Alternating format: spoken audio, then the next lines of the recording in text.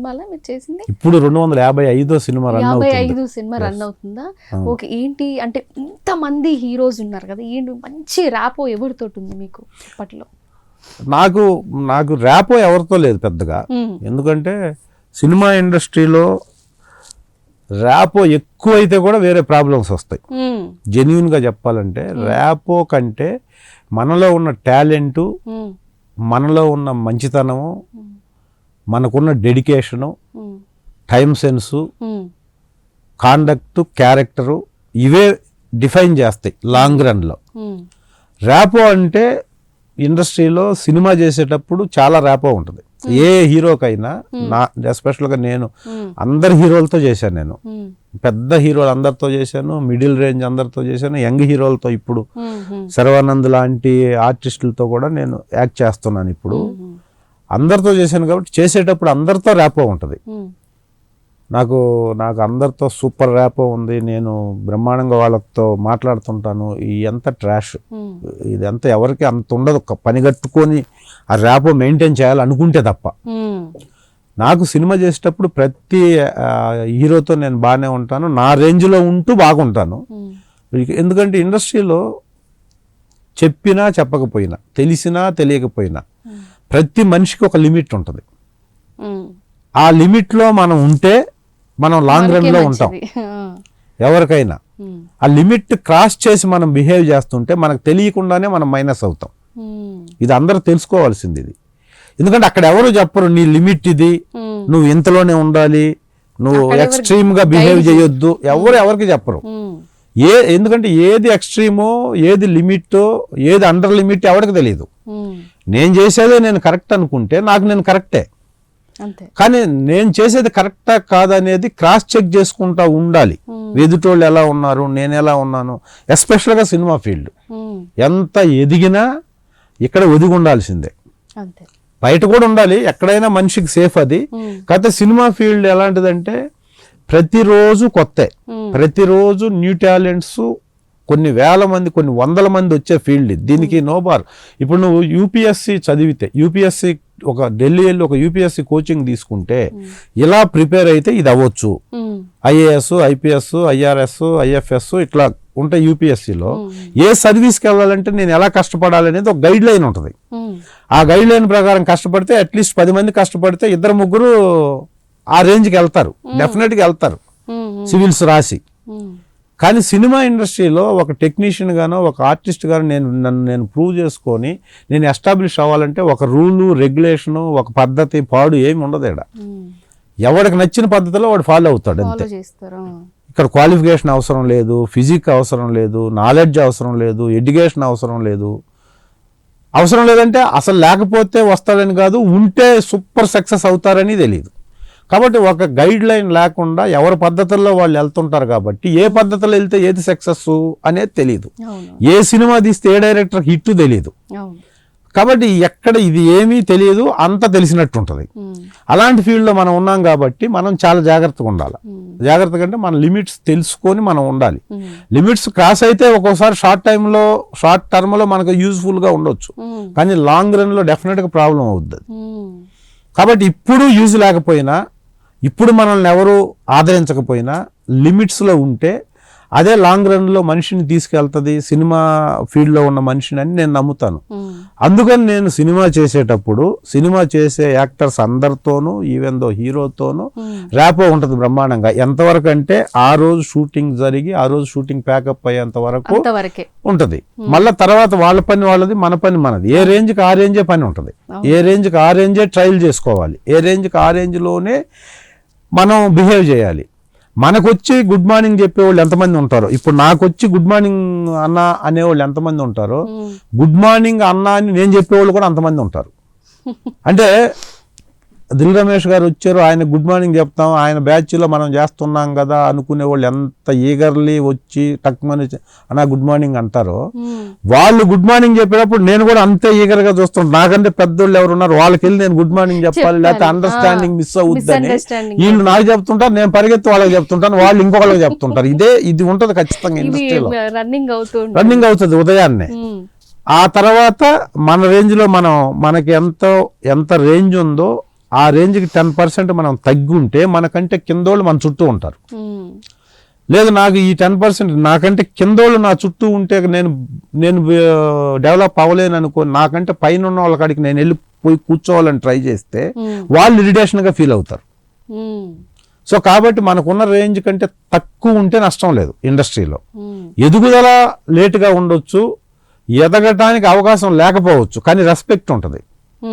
ఆ respect miss అయితే ఇప్పుడు అంటే సెల్ఫ్ సాటిస్ఫాక్షను అంటే ఆత్మధైర్యము, ఆత్మశక్తి, ఆత్మాభిమానం, ఆత్మతృప్తి, ఈ 4 మిస్ అయిన తర్వాత మనిషి బతికి అనవసరం. మనకు ఒక సెల్ఫ్ కాన్ఫిడెన్స్ ఉంటుంది, సెల్ఫ్ రెస్పెక్ట్ ఉంటుంది ప్రతి మనిషికి. ఆ రెస్పెక్ట్ కాపాడుకుంటూ ఆ రెస్పెక్ట్ ని వదులుకోకుండా నువ్వు ట్రై చేసి నువ్వు ఏ రేంజ్కి వెళ్తే ఆ రేంజే నువ్వు సుప్రీం హీరో.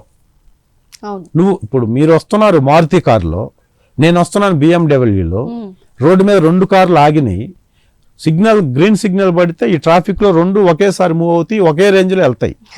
నువ్వు వెళ్ళే మారుతి కారే నాకు BMW అనుకుంటే నువ్వు సాటిస్ఫైడ్, నీకు ఆత్మాభిమానం ఉంది, నాకు ఈ కారు చాలు, నాకు వచ్చినప్పుడు నేను తీసుకుంటాను అని నువ్వు ఉన్న పొజిషనే నువ్వు సుప్రీం అనుకుంటే హ్యాపీ.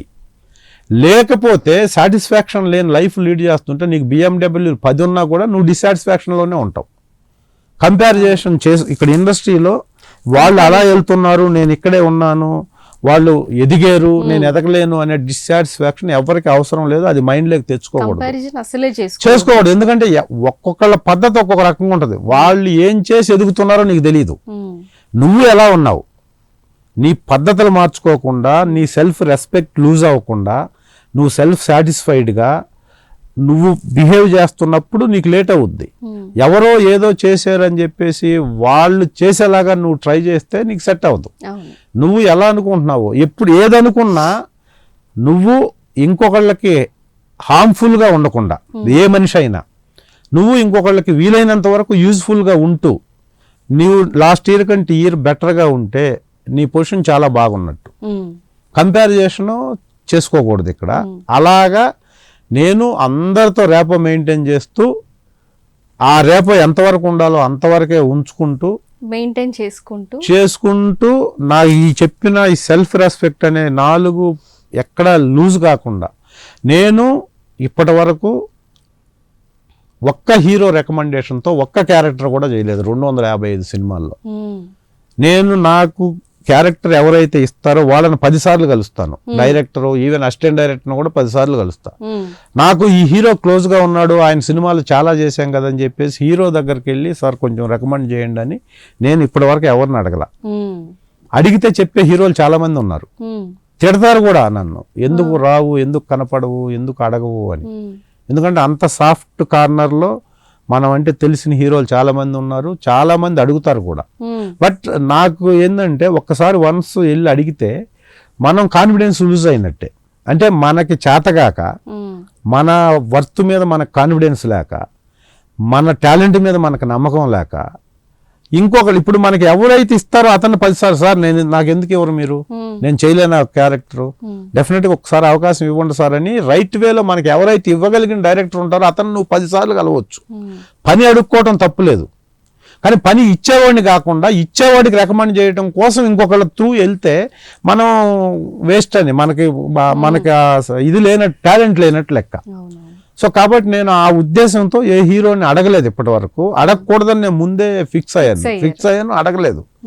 ఒకళ్ళిద్దరు హీరోలు రికమెండేషన్తో నాకు క్యారెక్టర్ వచ్చింది, నాకు తెలియదు. అది వాళ్ళు చెప్పి అతను పెట్టండి బాగా చేస్తాడు అని డైరెక్టర్లు పెట్టుకొని తర్వాత నీ గురించి హీరో కూడా బాగా చెప్పాడబ్బా అందుకని మీకు ఈ క్యారెక్టర్ ఇచ్చామన్న క్యారెక్టర్లు ఉన్నాయి. కానీ నాకు నేను అడిగిన క్యారెక్టర్ లేదు. ఎందుకు చెప్తున్నానంటే సెల్ఫ్ రెస్పెక్ట్ లూజ్ అవ్వకుండానే రావాలి అని అనుకోవటం మూలానే నేను చాలా స్లో అండ్ స్టడీగా వెళ్తా ఇండస్ట్రీలో. అందువల్ల 255 వరకే చేయగలిగా నేను, లేకపోతే 350 దాటేది. అంటే ఎలాగైనా నేను యాక్టర్ కావాలి, ఎలాగైనా పైకి వెళ్ళాలి, ఎలాగైనా మంచి క్యారెక్టర్లు చేయాలన్న కాన్సెప్ట్ ఉంటే వేరేగా ఉండేది. నాకు లేదు అది. ఇప్పటికి కూడా అలా అనుకోవట్లా. నేను చేసే క్యారెక్టర్లో నాకున్న ఈ ఇండస్ట్రీ ఇచ్చిన ఈ పొజిషన్లో నేను చాలా హ్యాపీగా ఉన్నా. అంటే నేను చేసే క్యారెక్టర్లకి ఉండకూడనంత హ్యాపీగా ఉన్నా. ఎందుకున్నానంటే నా స్వశక్తితో, నా క్యారెక్టర్తో, నా కాండక్ట్తో, నా డెడికేషన్తో సొంతంగా పైకి వచ్చారు వచ్చాము. అంటే నా అన్న ఫీలింగ్తో నేను వస్తే మేము అన్న ఫీలింగ్తో చాలా మంది నాకు హెల్ప్ చేశారు, కొన్ని వందల మంది. ఎందుకంటే నేను అనుకుంటే అహంకారం, మేము అనుకుంటే సహకారం. ఆ సహకారం లేకుండా మీరు ఇక్కడ యాంకర్గా కూర్చోలేరు, ఆయన అక్కడ కెమెరామెన్గా ఉండలేరు, నేను ఇక్కడ నటుడుగా ఉండలేరు. ఏ మనిషికైనా ఈ సొసైటీలో ఎదగడానికి కొన్ని వందల మంది సహాయ సహకారాలు అందిస్తేనే ఒక మనిషి పైన ఉంటాడు. ఆ పైన నేను ఈరోజు ఈ మాత్రం ఇలాంటి ఛానల్స్ వాళ్ళు ఇంటర్వ్యూకి పిలిచి ఇంటర్వ్యూ చేసే రేంజ్లో నేను 27 సంవత్సరాల తర్వాత కూడా ఉన్నానంటే, అలా ఒక సినిమాకి కొన్ని పదుల సంఖ్యలో ఎంతమంది అసిస్టెంట్ డైరెక్టర్లు, ఆఫీస్ బాయ్ దగ్గర నుంచి డైరెక్టర్ వరకు చాలామంది మనం కలిసి పనిచేయాలి అనుకుంటేనే నేను అనే ఆత్మశక్తితో, ఆత్మధైర్యంతో, ఆత్మాభిమానంతో ఇక్కడ కూర్చోగలుగుతున్నా. కాబట్టి అందరితో రేపో మెయింటైన్ చేయాలి, ఎప్పటికైనా అందరికంటే అణిగిమణిగి ఉండాలి, అంతే ఉండాలి. ఎంత ఉండాలో ఉన్నదానికంటే ఇంకా కింద స్టేజ్ లో ఉంటేనే మనకి బ్లేమ్ అవ్వం. అంటే మనల్ని ఎవరు కాంట్రవర్సీగా కామెంట్ చేసే అవకాశాలు ఇవ్వకుండా ఉంటాం.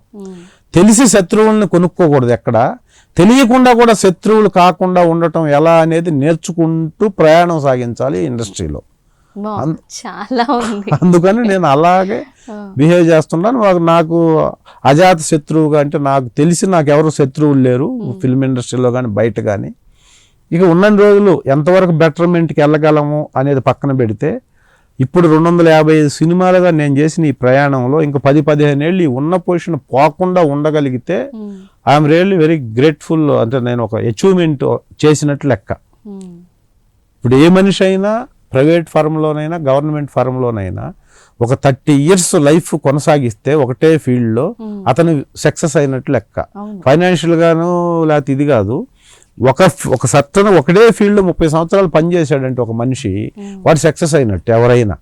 నాకు ఆల్రెడీ 26-27 ఏళ్ళు క్రాస్ అయిపోయింది నేను ఈ ఫీల్డ్కి వచ్చి. నా ఇమాజినేషన్, ఎందుకంటే 25 సంవత్సరాలు 27 సంవత్సరాల్లో గవర్నమెంట్ జాబ్లో జాయిన్ అయితే వాడు 60 ఏళ్ళకి రిటైర్డ్ అవ్వాల్సిందే. ఏ ప్రైవేట్ ఫర్మ్ అయినా 60 years బేస్, 60 తర్వాత నువ్వు రెస్ట్ తీసుకోవాలా. అప్పటికి 27-28 ఏళ్ళ కెరీర్ ఉంటుంది ఎవరికైనా. ఏ ఫీల్డ్, ఐఏఎస్ కలెక్టర్ దగ్గర నుంచి హై స్కూల్లో గంట కొట్టేవాడే వరకు 60 సంవత్సరాలే నీ పనిచేసే శక్తి నీకు పరిమితి. అది ఎంత మ్యాక్సిమం 30 సంవత్సరాలు ఉంటుంది ఒక మనిషికి. నేను అలా ఈ ఫీల్డ్కి వచ్చి దాదాపు 27 ఏళ్ళు అయిపోయింది. సో ఈ పొజిషన్లో ఉన్నాను. ఇదే పొజిషన్లో ఇంకొన్ని రోజులు కంటిన్యూ అయితే, బెటర్ పొజిషన్ వస్తే బెటర్, అలా బెటర్ పొజిషన్ కోసం కూడా ఇలాగే ట్రై చేస్తాం, కష్టపడతాం. డైలీ నేను డైరెక్టర్లను కలుస్తాను.